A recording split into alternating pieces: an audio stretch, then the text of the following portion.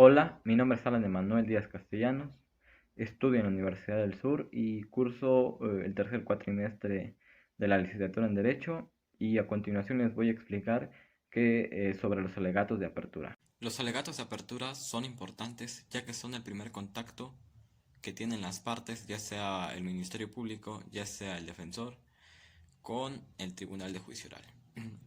Debemos de aprovechar esta parte tan importante que son las técnicas de litigio. Hay ciertas recomendaciones que debemos de seguir, que la primera de ellas es que debemos ser claros. Nuestra exposición tiene que ser clara y precisa para que el tribunal pueda comprender, pueda entender la teoría del caso que estamos exponiendo. Otra cosa muy importante es que no debemos formular conclusiones.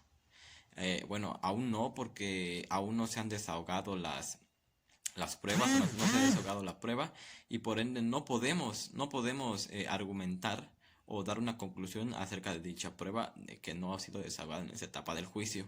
Es importante que nuestros alegatos de apertura sean breves, ya que puede que la atención que nos brinde el tribunal sea limitada, sea por un periodo corto, y debemos de aprovechar ese lapso que nos conceden para poder expresar nuestros alegatos.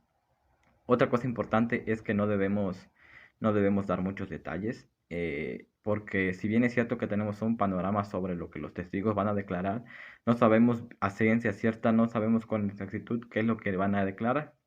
Por eso no es recomendable que abordemos los detalles.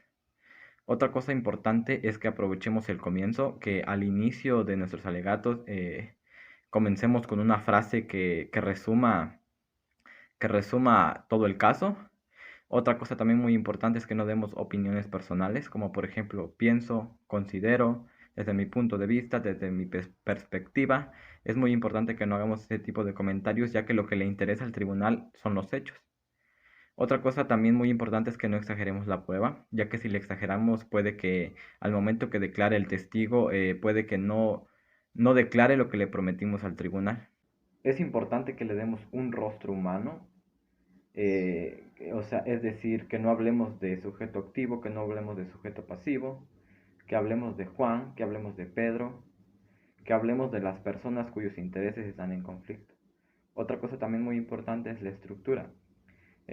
Por lo regular comenzamos con la introducción y regularmente es una frase en la que se resume todo el caso, o que regularmente suele ser un acontecimiento importante o alguna palabra elaborada por algún pensador. Otra cosa que también importante es que debemos de identificar los intervinientes, debemos de humanizarlos, decir al tribunal quién es el imputado, cuáles son sus características personales, cuáles son sus vivencias, cómo es que llegó a dicho conflicto. Debemos de contextualizar en qué momento, bajo qué circunstancias se dio el hecho que le estamos presentando al tribunal. Por otra parte, debemos de describir los hechos, es decir, hacer una narrativa clara, ordenada y precisa. Y por último, debemos de concluir.